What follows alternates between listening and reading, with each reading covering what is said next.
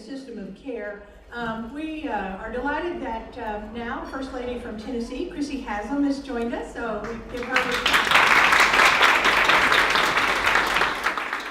so it's really awesome, and she and Governor Haslam are such a leader in the trauma-informed Tennessee, and she'll be talking a little bit more about that this afternoon.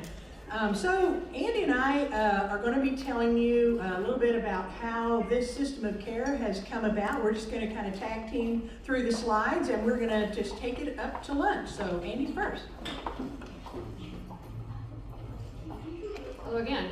I want to catch you up to speed. Well, by the end of this, you will know how we got from meeting Joan for the first time in person after she flew into Nashville all the way to here, and all of you being here.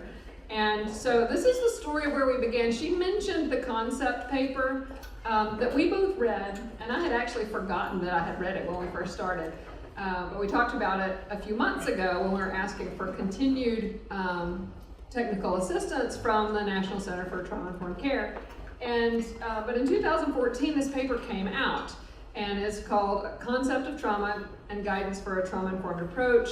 The recommendation was communities should address trauma through a multi-agency public health approach inclusive of public education and awareness, prevention and early identification, and effective trauma-specific assessment and treatment.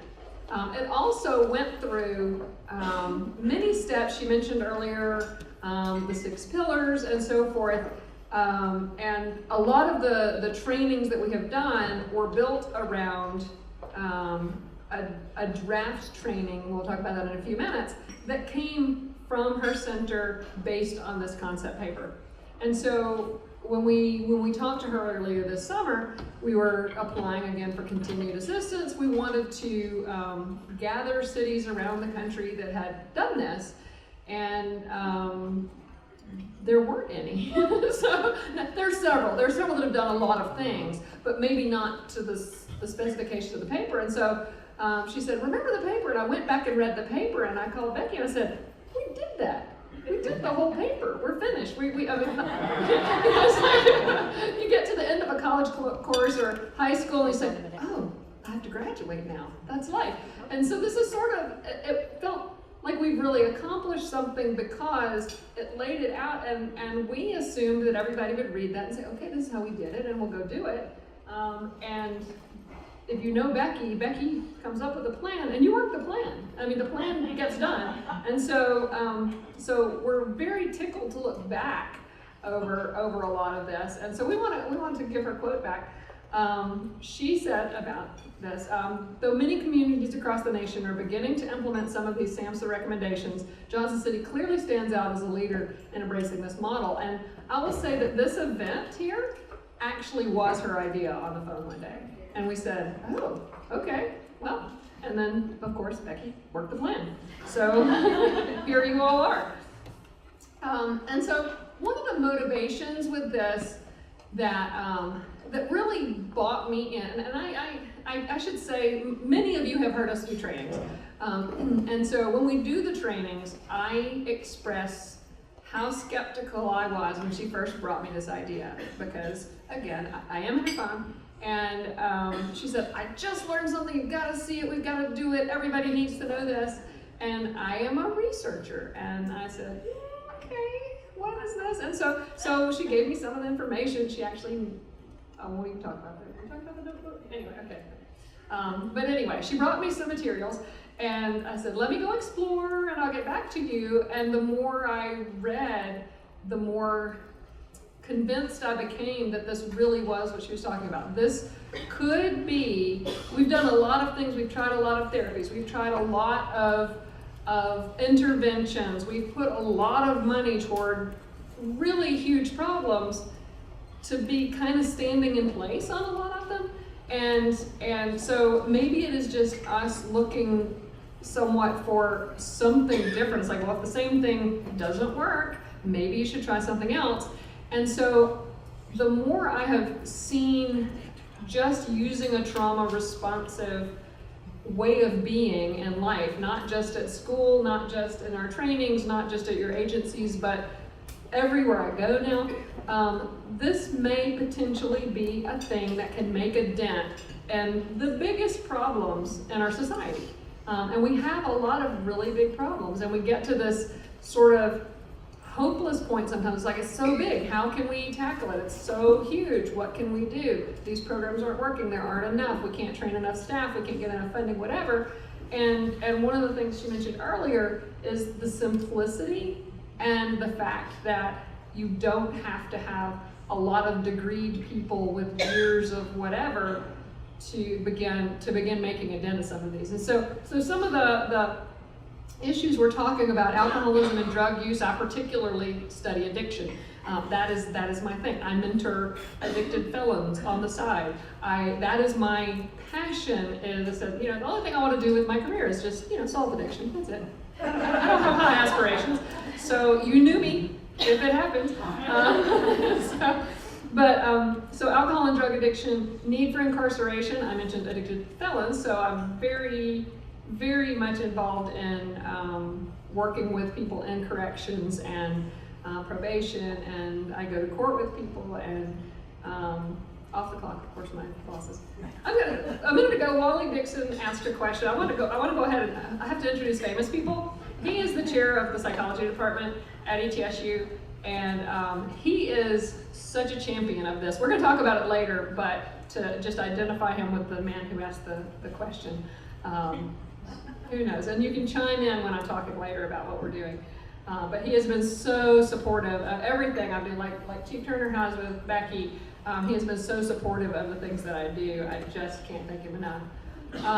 But some of these others, homelessness, depression, suicide, domestic violence, and these are just sort of the tip of the iceberg, huge problems. But there are many, many, many others, and if they all have this shared root cause, if we can address that cause, even in a small percentage of people, we're talking thousands and thousands, if not millions of people. And what thing can we use that could possibly have that much impact? All right, so why educate your community? As I said, one of the huge reasons is that the SAMHSA, the Centers for Disease Control, Hazel and Betty Ford Foundation, all see ACEs or traumatic backgrounds as a significant risk factor leading to addiction. We're in the epicenter of the opioid crisis, and that is such a huge thing, and we've really just kind of been running in place trying to address that, trying to keep up. There are some things that we're seeing some snippets of promise with. Our NAS rate has finally dropped a little bit here, but dropped from huge high rates, so it doesn't mean, oh, done with that, no. But we do realize that this may be an explanation for a lot of that addiction.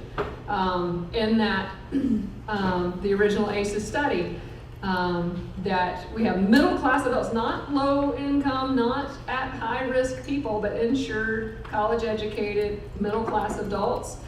You still have this dose response relationship between the number of adversities that people experience in their childhoods and later health issues, but particularly nicotine, alcohol, injected street drugs, and so forth. And so one of the things that's kind of scary, but also maybe hopeful, is that the causes of addiction are not necessarily drug dealers or pharmaceutical companies or whatever. If it really is truly us trying to treat us, then we have to treat us in order to get at that. And I tell people quite often when I'm talking about trying to address addiction, is that the thing that I am trying to do is address it from the demand side. I think the supply of something will always be there. And so, yes, we can, you can't have soft drinks so that you don't gain weight in school, so we'll take out the soft drinks. But if you're drinking the soft drinks for a reason, you will find it somewhere else or something else. Same with drugs. If you're looking to self-medicate, you will self-medicate with something. They reduce supply here, supply grows there. So we've got to get at why people have this desire. And if we can address that, then the supply will dry up if there's not a market. And that's the side that, and I love when Stephanie McClatty was talking about the prevention side. You prevent things, you don't have to fix them. And I love to prevent things that are bad from happening.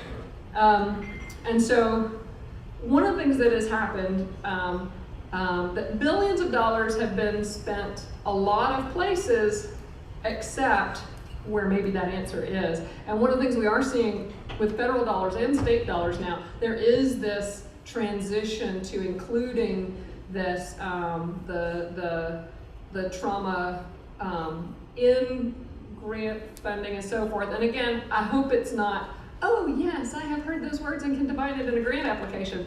I want funding to be going to those people who get this, who understand it, it's really gonna be included. All right, and we really are gonna tag team. So just back and forth, don't get busy. So what we're kind of laying out is sort of the school of thinking that we looked at. Why should we educate our community about that? So being from the police department, when we look at data of incarceration, and during Governor Haslam's administration, there was one year could have called a state of emergency because of prison overcrowding. Well, in 2014, the Pew Charitable Trust, they looked at prison data and they saw that there was no evidence that incarceration reduced drug addiction or drug misuse. The absence of any relationship between states' rates of drug imprisonment and drug problems suggests that expanding drug imprisonment is not the source, is not the remedy. And by ironically, they chose Tennessee as one of the states they pulled the data on compared to New Jersey. In 2014, Tennessee ranked the 5th highest state for using incarceration as a solution to drug misuse, drug crimes, and New Jersey ranked 45th, yet both we are the same comparably as far as drug addiction rates, drug misuse rates. Also, trauma and homelessness. You know, Dr. Clements and I, the things that we're sharing with you, we still had to hold on to our day jobs. And at the Johnson City Police Department, I do the homeless task force for the city of Johnson City, neighborhood restoration. We do prevention programs. Vice Mayor Brock and I, we serve on the Homeless Advisory Committee. So we have quite a few other things. Dr. Clements, a tenured faculty, she has, classes. But when we begin to see, if it means going in at 6:30 in the morning to keep all the plates spinning, for those of you that are old enough to remember Johnny Carson, we have felt that this was valid enough that it be given our time. So when I looked at trauma and homelessness, the SHIFT study, which was published in 2016 on the SAMHSA website, it was conducted by the National Center of on Family Homelessness. It identified first 4 predictors, but then it boiled it down to 2 predictors for long-term residential instability. Trauma was number 1, coupled by low self-esteem. But as Joan pointed out, look at how many of the things that are shaming or blaming, or when you're going into a hospital and sexually diseased is the line you follow. I remember as a teenager and having to buy feminine products, and you get up in the line, they're like, tampon check on aisle 13. You like want to dive for cover, And so trauma being one of the predictors. The National Center for Trauma-Informed Care recommends that service providers be educated to the prevalence of trauma and its role as a predictor in long-term residential instability. If you had a homeless task force in your community, homelessness is not an easy fix. It's not just putting a roof over someone's head. Also impacting homelessness, this came from the American Journal of Public Health in December of 2013. Those societal factors, including a lack of affordable housing, affect many individuals that are homeless at any given time. Demographic characteristics and life histories put specific individuals at risk for this detrimental experience. Childhood adversities are found to be substantially overrepresented in homeless samples. Next time you walk over somebody in the street, that might be somebody that never had stability in their home, was raised by an addict, raised by somebody incarcerated, never celebrated a birthday. Sometimes we'll hear locally of athletes or star athletes in our community going to get a scholarship to go somewhere, and they never had a parent come to one of their games. So homeless samples, as far as any population, have a largest number of ACE scores. So when we look at this problem, and most of our communities are facing, we kind of look at it like bookends. We've got adults over here with addiction, we've got homelessness, and we need to trauma infuse our programs, as Joan mentioned, and all the ideas that she shared. But then on the other end, on prevention, could we slow the rate of growth to incarceration? Could we slow the rate of growth to homelessness if we begin to address those kinds of things in our pediatric practices or our clinics or our schools to slow down the growth of homelessness? Also, this comes from the Bill Gates Foundation on Ending Homelessness. The director said, we may need to rethink the ways in which our responses to homelessness and its prevention can be improved. To ignore the data about trauma would be to ignore what might possibly be one of the most important opportunities we've found yet to create environments in which we can truly hope to end homelessness.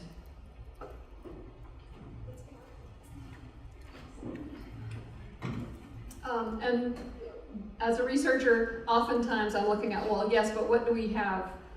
Do we have information on the effects of this? Do we know that it's working and so forth? And Dr. Felitti and Anda, who did the original ACE study, came back and did a huge study. They seem to like big samples, public health, but 125,000 patients. And they found that, and we often talk about it's not that you have to fix the problems, it's just letting the person be heard. And what they found was they implemented the ACE study questionnaire just as a part of their medical history and their medical practice. And then the doctor would just discuss it with them, not solve it, but just discuss it with them. And they saw a significant reduction in doctor visits, a significant reduction in emergency room visits over the course of the following year. This is just purely asking the question and having a conversation. And you'll find later that some of our own, I won't spoil any future talks today, but some of our own local folks are doing similar sorts of things. And so, okay, I'm gonna go back to that just a sec and talk about that, that there are many places where, again, as Joan was saying earlier, we don't have to know the number, we don't have to have a score. This is just to, again, open a conversation, let the I guess the floor be open for people to share what they will, and in an accepting, empathetic environment like the video showed earlier. And so to rethink how we do things based on who the people are that we're speaking with. And she started to pop up some numbers. We're going to pop up some numbers just to give you, because some of you have not been to our trainings. We're not talking just, there might be 10 or 12% of people in your audience, so-and-so, you know, or in your treatment facilities or whatever. But we're looking at numbers like 65% of substance abuse treatment clients report childhood abuse, 75% of women in substance abuse treatment history of trauma, 92% of the homeless moms, severe trauma histories. So this is almost all of them. In many of these settings, it's almost all. 71% of children exposed to violence each year, millions of children maltreated or neglected, 1 in 4 girls, 1 in 6 boys sexually abused before adulthood. Juvenile justice, 94% of the kids, and these are some of the kids that she was talking about earlier. So this is such a huge number. And then when we look at situations such as the opioid addiction problem here in our area, well, excuse me, one of the ACEs is, do you live with a family member who abuses substances? We've got an ACE, it's like everybody in the household of every one of those people who are struggling with opioid addiction already has their first ACE, and along with that, probably many others.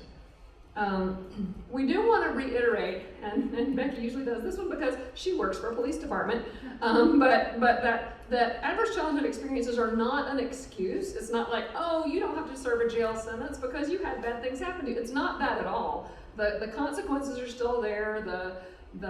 you don't get A's in your class just because you had a bad weekend.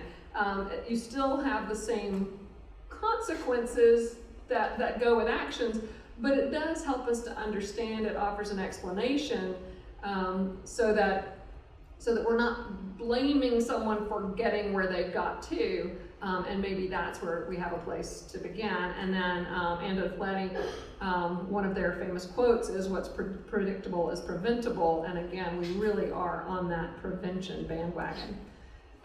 So again, following up on the does this work, one of the stories that we like to tell in our trainings is, how many of you have seen the movie Paper Tigers? Oh, good. The rest of you should see it. It gives the story of Lincoln Alternative High School in Walla Walla, Washington. That is hard to say fast. And the principal there, I'm going to give you the really snapshot because that was only about maybe half to two-thirds, maybe half of you have seen it. But this was a school in Walla Walla, Washington, alternative high school, high violence, low attendance, out of control, basically.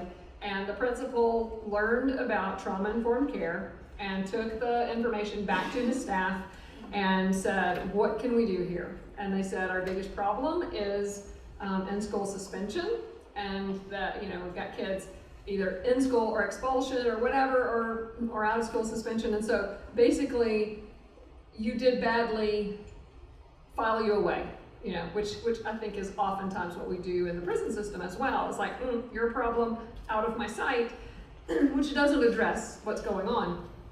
And and this is one of the things that really motivated us to latch onto this, because it really was showing some immediate success. And 2009-2010 school year, they had 798 suspensions. The following year, after they implemented a softer, more accepting in-school suspension room, and trained the staff on how to respond in trauma-responsive ways, only 135 suspensions. In 2010, 9 students graduated.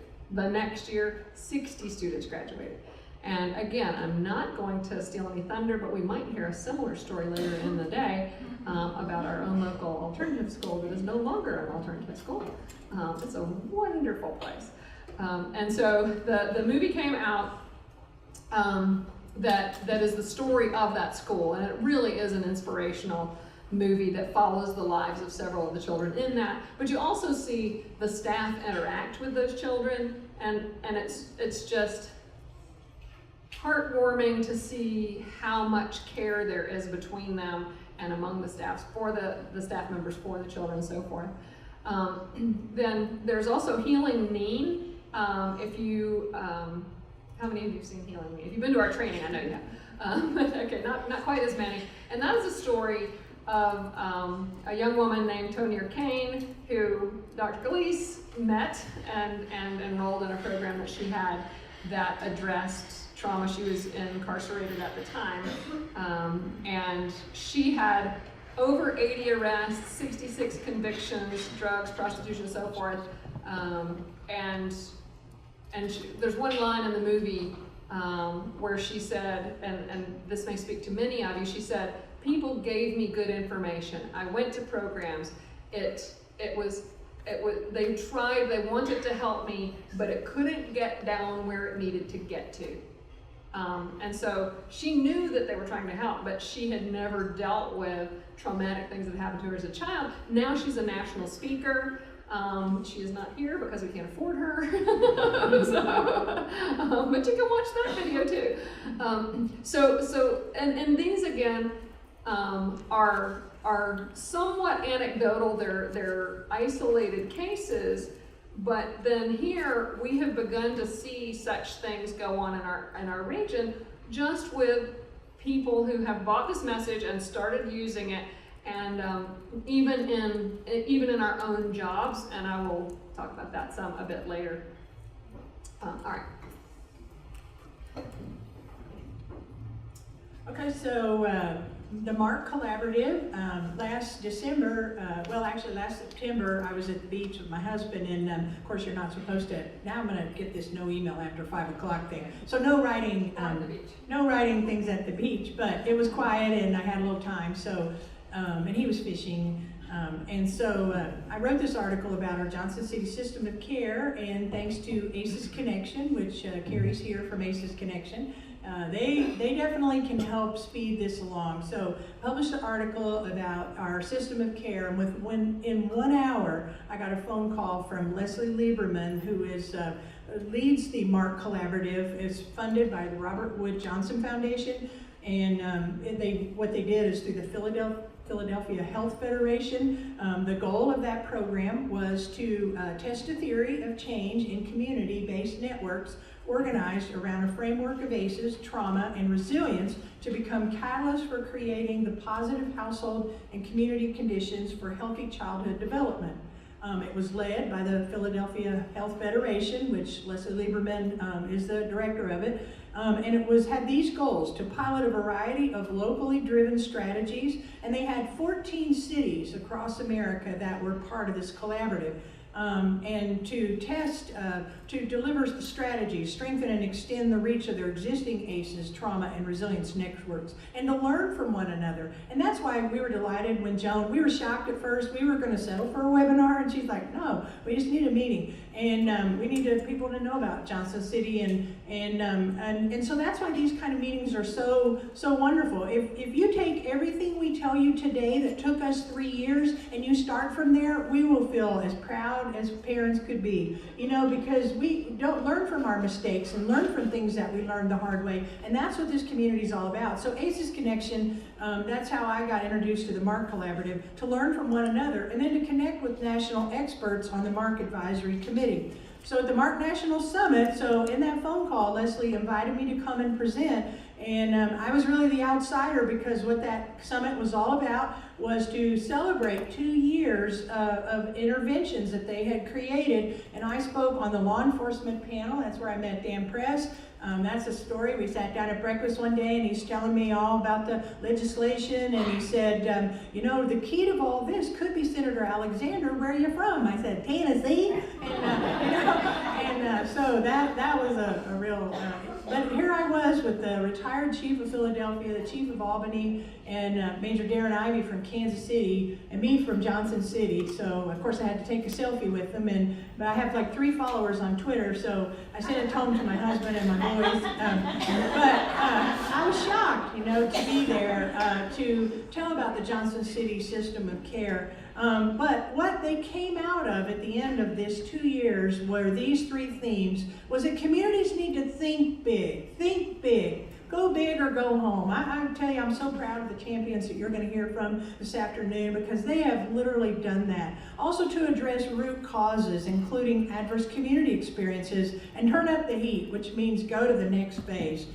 So there's an evaluation going on now from the Marc work, and it's going to be published in the fall of this year. But some emerging evidence from the Marc activity confirms that attention to both the corrosive impact of adversity and the science of hope serve as powerful tools for organizing and accelerating community mobilization. And I love the examples that Joan gave about the hospital workers, the housekeeping, to feel validated and to feel that we are the trauma team. Excuse me, want your trash out? And that they are part of restoring things in the community. So now we're going to tell our story. It is true that if you get in my phone, that's a dangerous place, but I worked at East Tennessee State for 8 years before coming to the police department. 6 of the years at the East Tennessee State University, I was a coordinator for a very large Governor's Highway Safety Office grant, and I taught car seat safety in 33 counties of Tennessee. So I trained law enforcement, fire personnel, Head Start, and one thing I saw is I could take a 14-second video off YouTube up into Sneedville in a little building a Head Start worker set up for me, and I was sure every time I went there I was going to see a rat, and I was ready. If I saw a rat, I was ready, because I'm a jumper, and I just thought I'm going to hold it together here if I see a rat, and And I could show those caregivers this 14-second video of a crash dummy going 30 miles an hour with a lap belt on a booster seat or a lap and a shoulder belt, because many times the infraction that puts a child in a dangerous place is to lift that shoulder belt over their head because they don't like it. And if they cry long enough, their mom and dad will give into it, all right? And I could show that little video and I could see a light come on right up there, you know, in that little holler. And so I kind of came to the police department with a prevention mindset. So in 2014, Chief Soroy, he's retired now, and Chief Turner that you met this morning is our chief. But Chief Soroy asked me to write our grant for our Family Justice Center, which is also a safety plan of the Haslams. And so in writing that grant, we brought on our Family Justice Center, which you're going to hear from them this afternoon. But it was the first time I ever heard about trauma-informed care. And I don't know about you, ladies and gentlemen, but every single day I take me to work with me. And somebody sent me a cartoon recently, because remember now, I'm at the police department. And if you're a Star Wars fan, this cartoon had Darth Vader and all the stormtroopers lined up. And then inserted in that line of these Imperial Army is Big Bird. And it says, "This is me at work." and that's it. That's it. I'm more likely to be with Paula Dean today talking about butter, you know, than I am about policing. But I heard stories I'll never forget. And I'm sorry, my husband says I'm the only M&M with no hard candy shell. But you know, when you're in a prison program and you hear somebody tell about their mother being a heroin addict their whole life, and as a small child their job was to pull them out of the toilet from drowning, and that their mother would be gone for 2 weeks at a time, and they had their 4-week-old sister, and they're in a snowstorm in Stony Creek, and they're holding a mirror under the baby's nose to see if there's breath. I say to myself, what child should have that kind of childhood? What kind of child should have that kind of childhood? Ladies and gentlemen, you don't pick where you start in life. I could be you and you could be me. And I love the things that Joan shared about bringing the human back to humanity. It's not you with all the problems and me with all the answers, that we are here to help and to lift up others. And so it really stuck in my mind to hear about trauma-informed care. So in 2015, I actually went with Heather Brack, our Family Justice Center site coordinator, to San Diego, where I heard Dr. Folletti speak about it. And then less than 30 days later, I took our probation program manager and we went to here at National Task, and there's where I met Joan. And I'm sure at every conference she speaks, she's like, "Here's my card, call me." "Oh yes, I will be calling you." Like, I'm gonna play right back. What's that, Becky? You know, she like has a block, you know. So I just thought, you know what, this is what our town needs to hear. I felt like I've been in schools, I've been in clinics, I've been inside jail and women's programs. And I felt like if I did nothing, I had heard the cure for cancer, and I was holding out on my town not to do anything by raising awareness. So before I breathe a word of this to anybody, even though Andi's my longtime friend, you know, she knows I got some ideas out there. And, you know, my dad's passed away, but if you knew my dad could sell igloos to Eskimos. He was very persuasive. But before I said a word to anybody about this, I created the notebook. Now, my version is not near as steamy as the movie, but if you do grant work, you have these big binders in your office, which I've got loads of binders. And so what I did was I put a tab in my binder of every kind of program I interfaced with at the police department. I put juvenile justice, health care, education, Boys and Girls Club, domestic violence. And in a few months, I just read, largely through the help of ACES Connection, were there meaningful interventions for every kind of those services, and did it have something to do with trauma? And I filled this large notebook, stuffed, it barely will close, and I thought, all right, I've got everything I need. This is what we need to do. So I thought, who's going to listen to this lady from the police department? And I really don't have any letters after my name, you know, Ma, or now my granddaughter calls me Nammy. So I thought it's an educational piece. So I went to see some friends at ETSU, and really I asked Dr. Clements just to come along for courage, because I was going to present to some of the department chairs, and kind of like Little Chicken, who will help me bake the bread? You know, so I said, who will help me educate the town? And those different doctors had many initiatives and a lot of curriculum and things going on, so none of them felt that that was something that they should step into. And about 2 days later, Andi emails me and she said, you know what, I'm in. And so she now owns a copy, the only other copy of the Notebook, and it's not out on DVD or anything. And so I went to see her, and that day we met in her office over at the Department of Psychology. We talked about how we were going to do this with our day jobs, with no funding, and no one's really heard much about this. And so she and I are both women of faith, and in her office there are 3 chairs at her little conference area. And so we started this program with our heads bowed in prayer. And we said, you know what, if anybody ever listens to us, it's going to be because this is something that's important to the heart of God.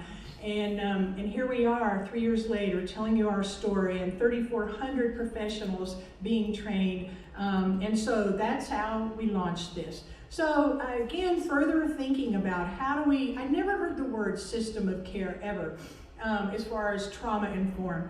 And so I reasoned to myself that traumatic events are pretty much, if a police officer's there, it's traumatic. I work for the police, and you know, I'm like got the racing pulse going down the interstate, and you know, I'm like, it's trooper weekend, you know, it's Memorial Day, slow down, they're gonna be here every 20 miles, you know. My husband's like, well, you've really rolled over on us, you know. Different reasons, be killed. But I started thinking about all the kind of things I did in my job at the police department, domestic violence, physical abuse, all the kind of 911 calls that we respond to, and I knew that that was trauma. And this is too small to see, but we can send you all the slides. But I started thinking about all the kind of partners that I work with. I work with more partnerships that look like you than I actually do uniformed officers. And later this afternoon, when I talk about how we're using this in the police department, I'll tell you more about partnerships. But ladies and gentlemen, no matter where you came from today or what you do, you may be a caseworker for a social services agency, you may be the director of it, you've got partners and you can start somewhere. And that police are also educators, and that we're out there doing gang resistance, child passenger safety, bike safety, anti-bullying, neighborhood watch. And then I started thinking about all the kinds of educating that I was doing in the police department, and all these programs were preventative, but when I looked at it, ACEs was really the root of gangs. ACEs is the root of bullying. ACEs is the root of drug addiction. ACEs is the root of all these things. And so why keep giving out Band-Aids when we could start healing some wounds? So that's when Dr. Clements and I tag teamed up. And so my strengths, you know, she has the PhD, but I develop all the trainings. She checks my typos, and but she has taught me to count. I don't go to the mall without signing in somewhere that I was there, you know, because I'm sure somebody's taken data about it. But so she's taught me to be a better researcher. So the training development, but that came from my 6 years of traveling here and yon through Tennessee, training car seat safety, because you had to kind of get an intervention that worked for that group. So I developed the training and network building. I'm a network builder. I could tell you a lot of stories about network building. Actually, speaking at the Marc National Summit, I was coming down the elevator to go into the meeting, and this distinguished gentleman jumped in the elevator and began to ask me what I did, why was I there. So I told him I was with the police department, and he was so curious, and just 3 floors down, everything, so I'm sharing with them what we're doing, and I said, you know, the thing about this is it's really taken very little money to do these kind of interventions, as what Joan said, like the fleece nightgowns, you know. And so he shook my hand, and out of the elevator he goes, and he was the plenary speaker from Robert Wood Johnson Foundation. An important it is with millions of dollars, and I said, the elevator didn't take a dime. You know? So I'm a networker, and I have called him back, since then. And then to build system partners, and then coaching. And Andi's strengths are surveys. She's created these wonderful survey instruments that we'll talk about later, data collection, and also coaching. So why create a system of care? Now again, this was kind of the thought process that was going on in our early stage, is that most systems engage with victims of trauma. Now every 12 hours on my email, because I worked at the police department, I'll get an email of all the calls that police responded to in 12 hours. And I can count 3, 5, 8, domestic violence, a 4-year-old was present, a ball bat was used, And so it made me think that if a child is experiencing ACEs at home, it's unlikely, though we have wonderful healthcare partners, Frontier Health, many of in the room, we have wonderful healthcare and mental health services, but that child that witnessed that violence overnight, they're not going to go to one of those services, but by law they do have to go to school. So what if we trained our coaches? What if we trained our boys club? What if we trained our educators?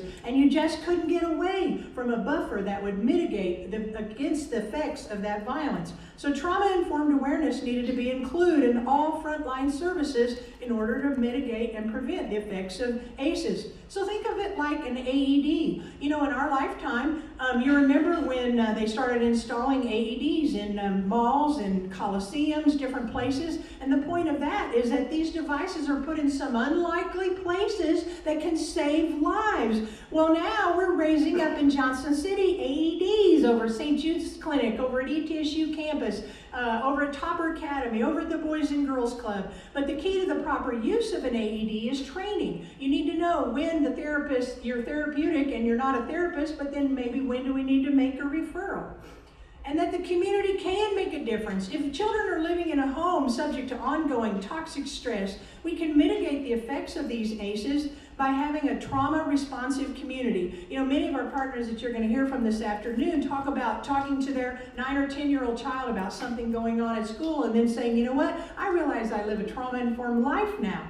And that we can convey by training that you don't have to be a therapist to be therapeutic. And that supportive relationships are the evidence-based practice shown to heal the effects of trauma. So I'm going to lead you into some more details of what we've been doing. And there are benefits, not just of having people know about trauma-informed care, but having a system of care, like a cohesive, communicating system of care. And one of the huge pieces of that, and one of the reasons I think it's been such a privilege for us to do lots of these trainings and to train the people who do the trainings, is to keep that shared language. And that's one of the things that's gone on really well statewide and then locally as well, is to have this same understanding, but not just the understanding, but using some of the same words. And then also the ability of the organizations that interact with one another and interact with the people who have experienced the trauma to champion that resilience. I loved what you were saying this morning, Joan, about capitalizing on the strengths, because so many times we have this sort of diagnostic mindset. It's like, oh, I've got the problem, there's the problem, where there are lots of things that are not the problem, you know, that there's the rest of you. Also, that we can collectively reduce this re-traumatization that can happen. And again, that's that shared understanding, the shared language, and so forth. But even if most of us are doing a great job, but you go to this one desk at one location and you're traumatized, you're traumatized. Even if the rest of the world is trauma-informed, that is still traumatizing. So it's everyone getting on the same page. And again, bringing the human back to humanity, this leveling the playing field, we're all in this together, the teamwork, the strength building, the cheerleading, and so forth. Okay, so creating the system. What we started with from the get-go was training, and more training. And so I'm going to tell you about how we began. And the very first thing was Becky had talked with Joan and said, is there some sort of training program that we can use? And she very graciously sent us the draft PowerPoint. It's like, here's a presentation, and apparently there are lots of training materials online now, but we are so overwhelmed with our own that we probably haven't gone back and looked lately. But the very first training that we did was based on that draft training she sent, the trauma-informed approach, key principles and assumptions. And the way we teach that is we typically teach it in a 4-hour session. If you use all of the videos and all of the material, it's a full day, but we have had better success getting people to be able to take half a day in order to do it, and we can get the message across pretty seamlessly in that 4-hour session. It's intended for a wide range of, we've got professionals, but a wide range of anybody, really. Including direct service, supervisors, administrators, advocates, community members, staff from varying agencies.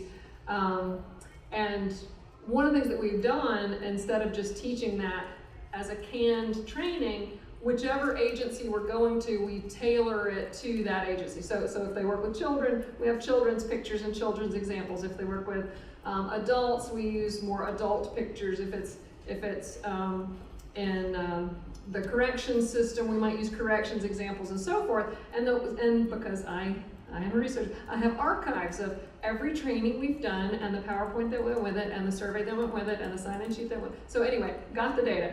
But so we have a lot of materials to provide to people that are already developed, but because it's offered freely from SAMHSA or from the National Center for Trauma-Informed Care, and it's free to us and it's free to you. We're sharing it with everybody. We don't want to charge anybody. We want anybody to have access to it. We've even developed some faith-based ones that are particularly for churches or faith-based organizations. We've got, gosh, I can't even remember all the different types of these that we have, we've done. And this training forms the basis of the other things that we do. So moving on from that, we ask people to come to one of those trainings before they do something else in our system or to do further training.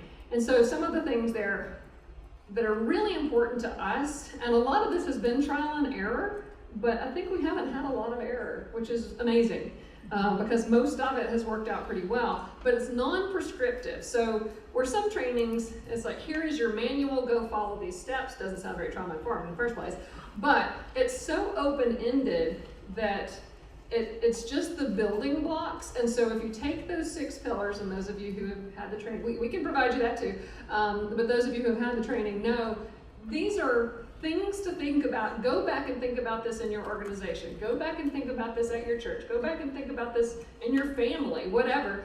And it gives you ideas to look at and sort of self-evaluate so that you can see really where you are and come up with ideas that would address things that you find.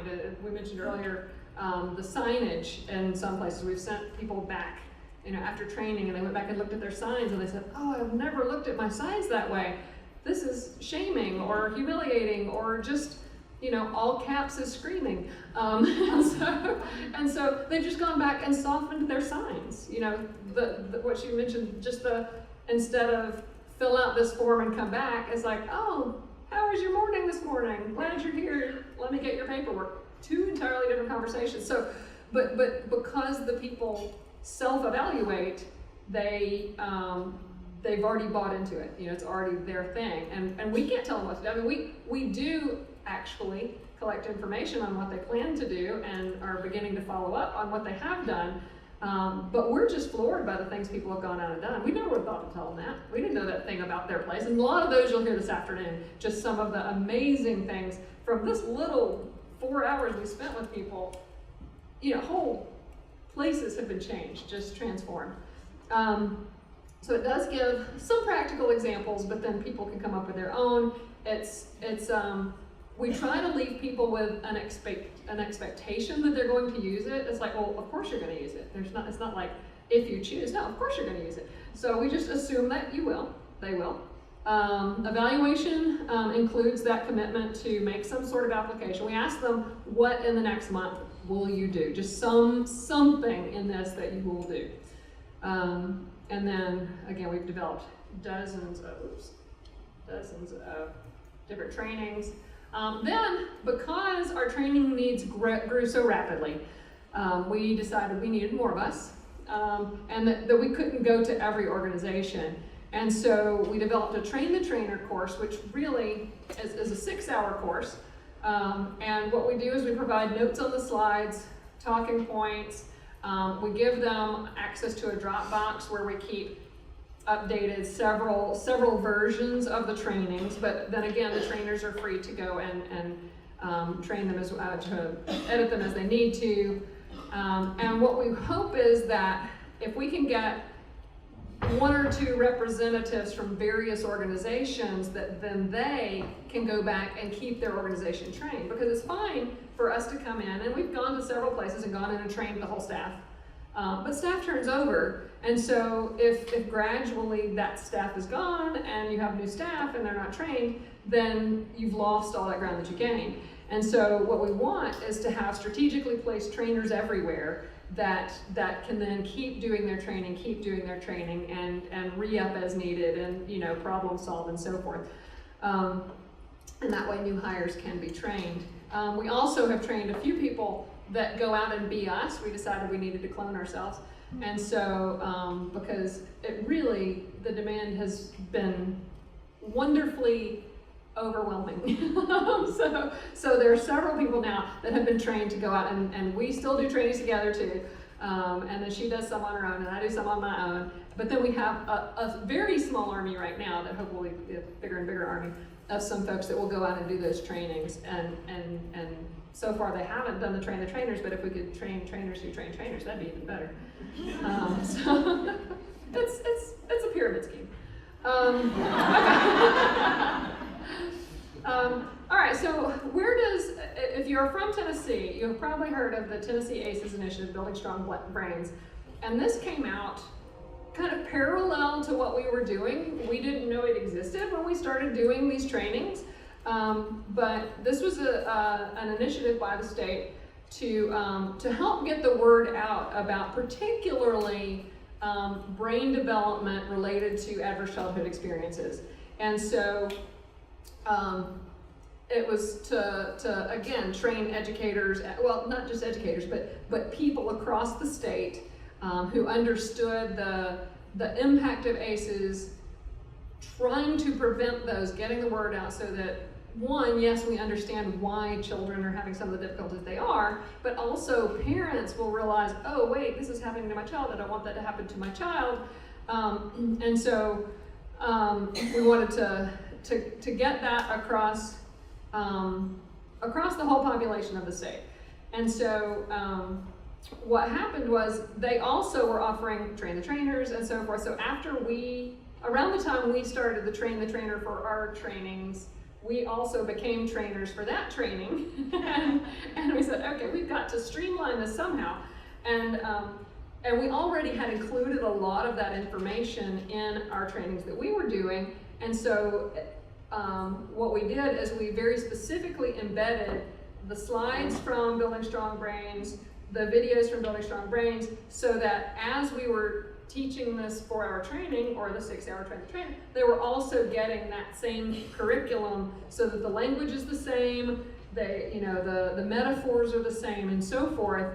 It's like, let's work together to get this. And that also embedded it in some, and what do we do about it? And so it became a really nice package. So we can do the individual Building Strong Brains training, but we usually have it embedded in the others. And it's been quite successful. Okay, then in 2017, I applied for a solicitation, a national solicitation from the Same-Sex Gain Center, looking for people to train on how being trauma-informed improves criminal justice outcomes. And I was selected, and I went to Albany, New York, and for 2 days of training. And that training was more for ease of management for correctional professionals. And there were people present there that, like from the Department of Corrections in Oregon, that were over in North Carolina, that trained the whole state as far as their correctional guards. And one of the things that people now connecting the dots with the behavior, the woman that's over training correctional officers in the state of Oregon, she was talking about as being a young correctional officer herself, and she was working solitary confinement one day, and they said, now chances are there's a young lady that's going to act out and be sent to solitary, and sure enough, when the woman was working there, the woman did act out, came to solitary, but she would take her own feces and put it on the glass of the cell and the security camera. And so this woman, the guard, she knocked and said, brought her out of the cell. And she said, this has got to stop. Why are you doing this? And this woman said, well, when I was a little girl, my mother was a heroin addict my whole life.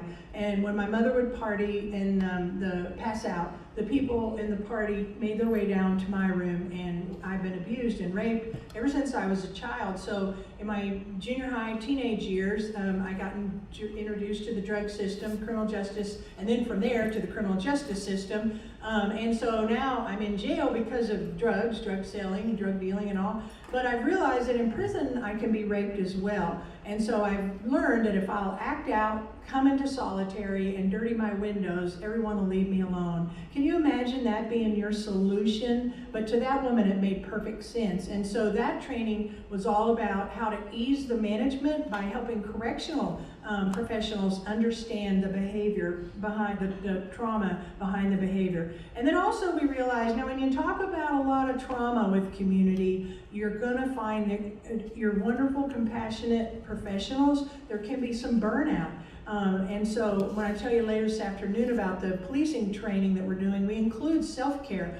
So we have showed a screening of a wonderful film called Portraits of Passional Caregivers. Their pain, by Vic Comfort, who I met at the Marc National Summit, and we did a self-care event. So we're working with Ballad Health and population health about looking at where maybe sometimes healthcare workers burn out, where a nurse stays 4 hours after a young infant dies because of a disease. We have such amazing, amazing professionals in our community, and we need to help them keep their batteries charged as well. So we're talking about self-care, and we had a self-care event. Some people said, let's have it near Christmas so that we can go in the holidays kind of unloaded. And so we showed the movie, we had some games, and we brought kittens from the Humane Society. Who can't chill with a kitten, you know? I kept texting my husband, can I bring one home? But I didn't leave with a kitten, but we had kittens. So one of the things, to those of you that are visiting from other states and across Tennessee, a couple of things that we want to impart to you today is that we feel has probably been some of the success for Andi and I, is that trauma-informed training, it's not taught. I've been to training after training after training on many kind of subjects, but trauma-informed training is not taught, it's caught. You have to be passionate about it. You have to believe that the human suffering that one person experiences, that maybe that could have been your story because you didn't pick where you started in life. And maybe together as a community we can help see how we finish. And that when you consider training with a team member, maybe even a trauma survivor, but if there's not one available, there are these wonderful trauma survivor videos like Healing Me. We show that in our trainings. We show a little video called Removed. It's about childhood violence through the eyes of a little child. It's a true story, though actors portray it. And then even now, the Department of Justice has a site called Futures Without Violence, and they have a little video called Chad's Story. Later this afternoon, you're going to hear from Mr. Bryden Bacon, the principal of Topper Academy. And she came to us around Thanksgiving and said, you know what, these kids are not going to have a Thanksgiving meal. It doesn't even matter if it looks like turkey, but they're not going to have a Thanksgiving meal. Would you know of a group that could maybe help feed these kids at Thanksgiving? And so one thing I've done at the Johnson City Police Department is there are 2 state programs, Tennessee Substance Abuse and Mental Health, Tennessee Department of Corrections. They both realize that in Tennessee there are 12,000 churches.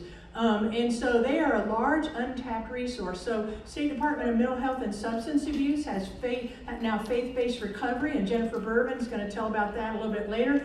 And then we also have Take One from the Department of Corrections, where we encourage and train church community faith groups to get involved. So I thought, aha, maybe we could get some churches involved to help feed Topper. You know, I don't have 140 close friends, you know, to feed that many kind of kids. So I asked my ministers if I could speak on a Wednesday night in church, and I showed the Chad video, and I told the congregation, I said, I can introduce you to a whole school full of Chads. Because this young boy grew up in a violent home with his father, and a teacher is the one that recognized he needed somebody to talk to, so she paired him with the coach. So if you're a churchgoer, you don't seldom hear a service end by, raise your hand and come down front if you want to give a turkey, or stuffing, or mashed potatoes. But we had such a big response that we fed the school, and now a couple of churches have really taken that Topper into their hearts, and we send home food boxes at Christmas, food boxes at spring break, food boxes at the end of the school year. And the other keys to effective trainer is keep it simple. Keep it simple. You know, there are 2.0 versions of trauma-informed care, 3.0. You know, the SAMHSA training that Joan provided us, it mentioned epigenetics, but we've not gone down the road with epigenetics. Those are things that might be very important to talk about, but not in a community education, in your first kind of community strikeout.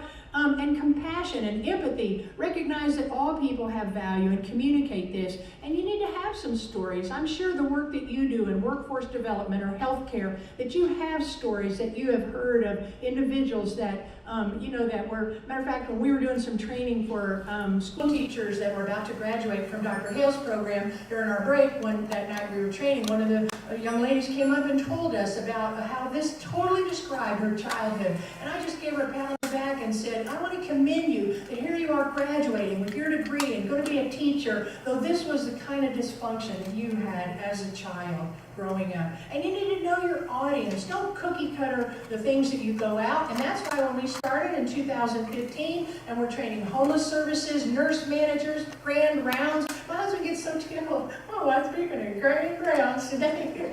I'm a rare person who should show up at grand rounds. You know, but I'm at grand rounds. But what we did was we found out, we called people across the nation that were a little farther down the road in some of these areas, and we were able to go in with some real time, not only about trauma, but a couple of ideas of where to go from here. And then prior to your training, think about those that you're going to be talking to, their level of experience, their work settings, and their roles. And then also provide a sense of safety in your training. We never do a training without saying first that there's trauma in this room. There's trauma in this room if only I'm in this room. And so we'll say that, you know, as we watch one of the videos or tell one of the stories, it might touch a place in your heart or bring back a memory for your own life. So we want you to feel comfortable. And if you need to step outside, you know, just to do so. And then also think about ways to tailor the information to the groups that you're working with. So, getting started, because some of you are here to know how to begin your own system of care. And so she lets me do lists, I make lists, and I add data to them. Gather baseline data. One of the things, it was so funny, when we first set up the initial training, which was October of 2015, I said, wait, we need baseline. so don't do anything. These people have not heard any of this yet. And so we started doing, collecting some baseline data from the community about understanding of trauma-informed care, what their organizations were like, and so forth, and have continued doing that. So she lets me measure things. You do have to, you need to start where you are. Like Becky already had developed partners because of this grant-funded crime prevention program she had. So she already had a mailing list of people. That's where we started, was with these people that we already had contact with. But if you're in a healthcare setting, your partners are going to more likely healthcare. If you're in a Board of Education, you're going to more likely be in touch with education people. So you don't have to go out and find a representative from each of the prescribed lists. And there are several facets of community that we keep trying to sort of find our way into, and we really haven't, but that's okay. They may come on board, they may not, but instead of just keeping on trying something that's not working, we have plenty of places that are very, very interested and very eager, and so we just keep going with those, and who knows, one of those groups may spark interest in some of these groups we've tried to get to that we haven't had much luck with. So we started off with this large training that was anybody could come just to introduce you during a day at ETSU, and then we've also held public showings. We had Paper Tigers twice, once at ETSU, once at the library here. We've shown Resilience. Resilience was shown in Abingdon the first time, then we showed it at the Summit Foundation here in town, a few months after that. So just to sort of pique interest in people that might not come to a long training, might come to see a movie. That way students can come or whatever if it's on campus. And then as you get this interest sort of drummed up, schedule some trainings. And one of the things that we have found is oftentimes people doing the trainings would rather come either we've had some people that have come to ours 2 or 3 times. It's like, I'm almost ready, I'm almost ready. Or co-train with somebody that's already trained, and that's fine. If you're too far away, we might could introduce you to someone that could do that. But as you do these trainings, your champions will bubble up.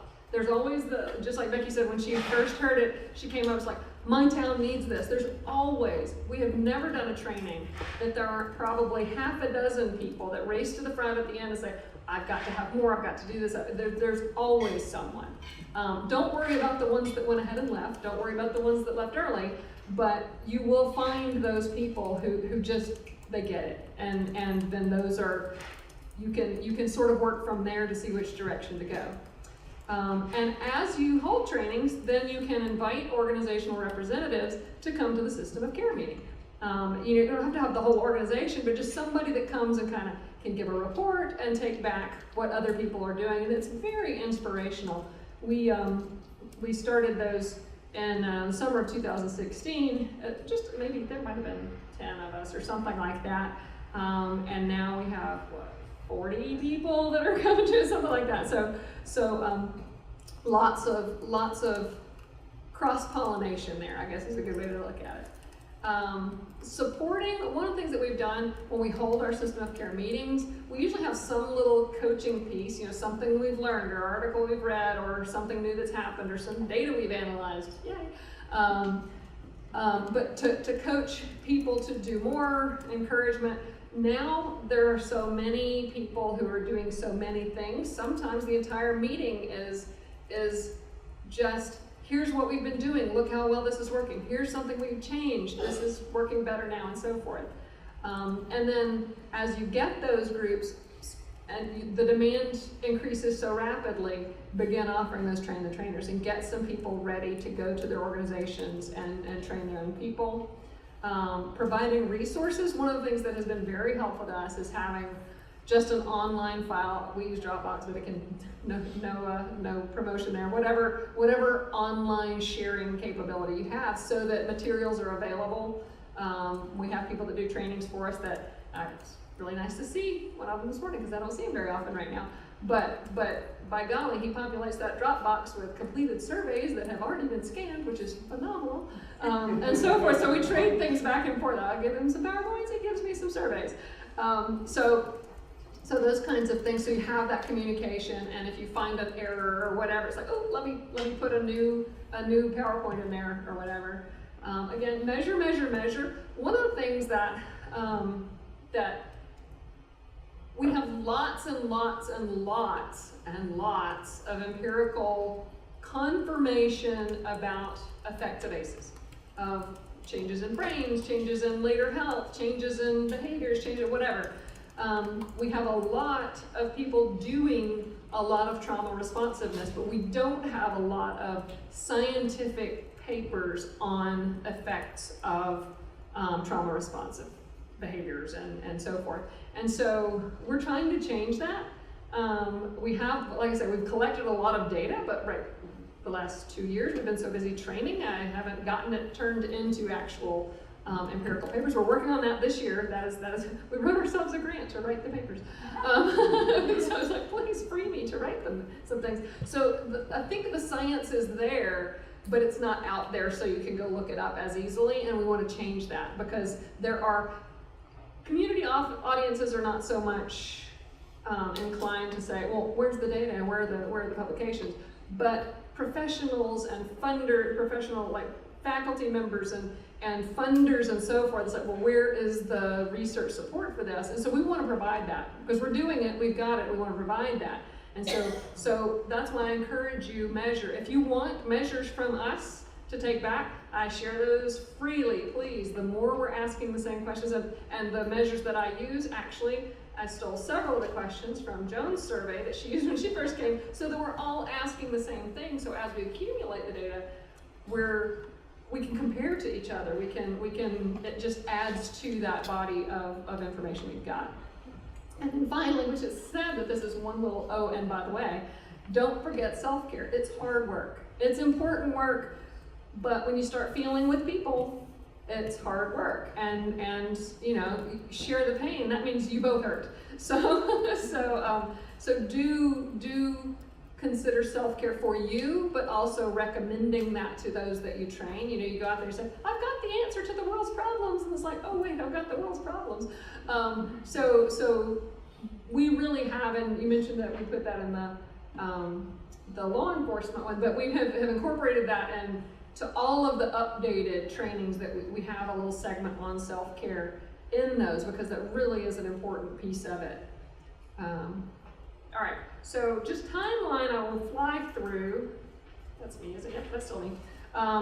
So just so you see this, and this really quick, 2015, we called the National Center. 2015, we had that training, the first people here. 2016, we got the draft course and began offering our own trainings. That was in spring of 2016, so just barely over 2 years ago. And then June started our trauma-informed system of care meetings.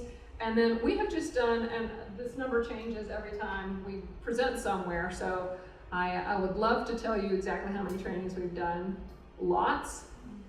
Somewhere 60, 70, I don't know. And we've done the trainings, but we also do a lot of just community speaking, you know, an hour here, 30 minutes there, or whatever, just kind of getting the message across, also in elevators, obviously. And so that 3,400 number, I don't know, we've lost count. Things in spreadsheets, it might not be quite that high. Things in real life, it's maybe twice that high, I don't know, because we both talk about it all the time everywhere that we are. All right. Okay, as we bring this home before lunch, just kind of indulge me, we'll get it quickly here. But our bi-monthly system of care meetings, one thing we saw when we started offering the training is that we needed a bigger hook. We needed people to not just go back to their job, but also to have some ongoing support. So as Andi said, we started our first training in April of 2016 at the Boys and Girls Club. I'm a board member there, so see, start where you're at. You know, I talked to Robin about it. Robin's like, yes, let's get all the clubs together, and that's how we launched. So then our system of care meeting, we started meeting every other month, because we know that most of the people that have been trained or are in our network are the executive directors or senior supervisors or whatever level of staff they might be. It's hard to add another meeting to your calendar, so we meet every other month, and our meetings include two things: coaching and cheering, okay? Coaching and cheering. So coaching, as an example, as Joan said so well, and Stephanie before her, is that just one training, you are not, please don't go back and say, now, my hospital is trauma-informed, or my school system's trauma-informed. But there's kind of like a growth chart. My mother, I'm one of 5 children, and my dad was in sales, so we moved a lot when I was a kid, as he would get promotions and new territories. And I remember very much, we lived in Miami, New Orleans, Knoxville, and then we came to Johnson City. And I always remember, as the movers were packing up the last little bit of stuff, my mother would always go in the kitchen and open the pantry door, because on the other side of the pantry door was how Jenny, Becky, Vicky, Ricky, Jimmy had all progressed. And I think my mother wanted to collect those pantry doors, but she never did. But this is what is our coaching. And so we talk about trauma aware. So really after our training, that's what you are. You're trauma aware. And maybe something's kind of pricked in your heart or your mind while you've sat in the training. You're like, we got to change the signs. So now you really leave the training trauma sensitive, but then trauma responsive. And that's what we're going to hear from all afternoon of our partners, are the trauma responsive things they thought of.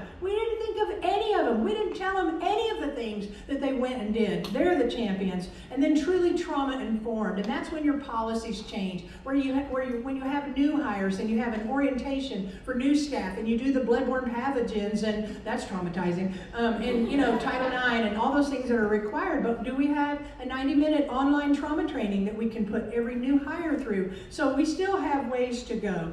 So our coaching and our cheering, so now Dr. Clements is a part of the Brain Trust, which she'll tell you a little bit about later on, and so she's coaching along as a part of that great group, is just going through layer by layer at each issue. the Nice Children's Hospital. You're going to hear this afternoon from Lisa Carter, the CEO of the hospital, and some of our trauma-informed hospital team, and then Topper Academy. And you're going to hear from Miss Ryden Bacon. And we're thankful to have Becky Campbell with the Johnson City Press here. She's and Zach, a couple of reporters, have really covered this story. And school started last year in August, and in October, it didn't just make the paper, it made the headlines. Value restored at Topper Academy, a place of hope and a place of inspiration. All right, so then we also, in our coaching, we go around the room and we get our partner updates. And so we just listen to what, and no change is too small. So if somebody's changed the signs, or maybe they realize now, you know what, all of our doctors are healthcare and trauma-informed, but you know what, our secretary, she's like the lady on Monster Inc. Hello, you know, and she's really frightening, you know, so what are we gonna do with her, you know, and so we talk about that. And then we talk about barriers, because folks, you are going to run into barriers. You are going to run into barriers. Sometimes it's not a traditionally recognized program. It sure wasn't for law enforcement. You know, supervisors or non-supervisors may be part of it, but they may not be. Often there's no funding, and it adds to existing job responsibilities, which is what Andy and I found. So just quickly, I'm going to show you, this is a list of our growing every day, our system partners. It ranges from the Boys Club to a hospital, to a church that does foster care retreats for parents. They do retreats for caregivers of special needs families. Our Sullivan County and our Johnson City, Washington County Family Justice Centers, St. Jude's Research, Frontier Health, the Tennessee Department of Health, our 180 Health, Topper Academy, different departments at the university, Contact 211, Safe Family, Downtown Day Center, our homeless services, Family Promise, another homeless service, King University, actually Jody Helbert, who's working to bring this over to King University, our neighbor university down over in the Bristol area. She's actually in Trinidad and Tobago today, invited by the Ministry of Education to see if trauma-informed care training can turn around some of the health disparities they face. So I'm going to be giving her update. Inside Alliance, CASA, Muncie Parish Nurses, Lifeline, Summit Leader, ETSU Pediatrics, and again, a faith-based partners. So expanding our reach. So we were able to speak at the Asheville ACES Summit in October of 2017. I periodically, when I get away to the beach, I'll publish those ACES articles, and really that's how people, Miss Ryden Bacon has had a steady stream, like Ants at a Picnic, coming to visit Topper Academy, and I think some people came yesterday early, and she gave a tour. Then I was a presenter at the Marc National Summit, and that kind of upped my game on networking to meet Dan and Andrea and ACES Connection and other folks. Then we did a pilot for ACES Connection on a community tracker, where they developed some software to show how this is rolling out in a city. Jane Stevens, the founder of ACES Connection, called me and said, Becky, we don't have a city, except Johnson City, that we could show all the pins in the map. And also at the Marc celebration last December, the demonstration they used for launching Community Tracker was Johnson City. And then thanks to Lana Moore with Senator Alexander's office, we had coffee at Starbucks, you know, in December, right after I just met Dan, and Lana got it right from the beginning. And so we've had some conversations with Senator Klobuchar's office has called me from Minnesota. Also Senator Alexander's office called us, sincerely asking for information about trauma concepts going into opioid crisis. You know, I so appreciate legislators like Senator Alexander, Senator Corker, the Haslams, Governor Carney, you know, that are willing to think outside the box as these have. And then also I'm a member of the Campaign for Trauma-Informed Policy and Practice. And then I had a conversation with Secretary DeVos's. So as we end up our segment, I'm going to leave you with a challenge. I'm kind of a storyteller, if you know me. I raised two boys, so you know when you're in the dentist's office and you're going to have an hour wait, you pull off their socks and you break into pubis, you know? And so I'm going to tell you a little story about, my husband's a contractor, and we built our house when we first got married almost 34 years ago. He put a smoke detector in every room, and right over the stove he put a smoke detector. And I often wonder, why was that smoke detector over the stove? And our boys literally grew up by, wee, wee, wee, supper's ready, Mom. You know, and it wasn't that supper was burning, though I can pan black in anything, you know. But it wasn't that supper was burning, but it was because when I opened the oven door, I had to open it with the oven mitt, and I had to have a dish towel in my hand to wave the heat from away. That's my stance, you know, to keep the heat, so the smoke detector. And I can't tell you the times that I thought about climbing up there and taking the batteries out of that smoke detector over my oven, but I never did. And one night, in the middle of the night, we woke up, and I had left a little pan on the stove back when we used to drink sweet tea, you know, 4 cups of sugar to 2 tea bags or something crazy like that. I had gone to bed with that pan on the stove, and that that water had boiled out, and there were open flames on my stove. And so my husband and I ran around, and thankfully he's got a clear head, and he put that fire out. And I'm certain that that fire alarm saved our lives and saved our home.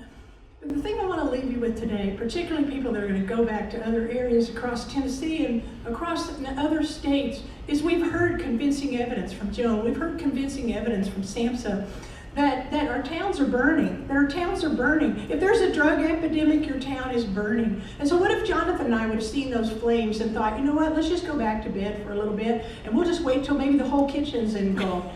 And so we want to leave you as you leave here thinking about your action plans. We want to sound the alarm. Andi and I may not be the ones that know every little minute detail about trauma. There are clinical people here in this room that could tell you so much more. But I think if anything that Andi and I have done, we've sounded the alarm that our cities are burning, our towns are burning, and who will be the people that will say, let's put the fire out? So that's the end of our story for today.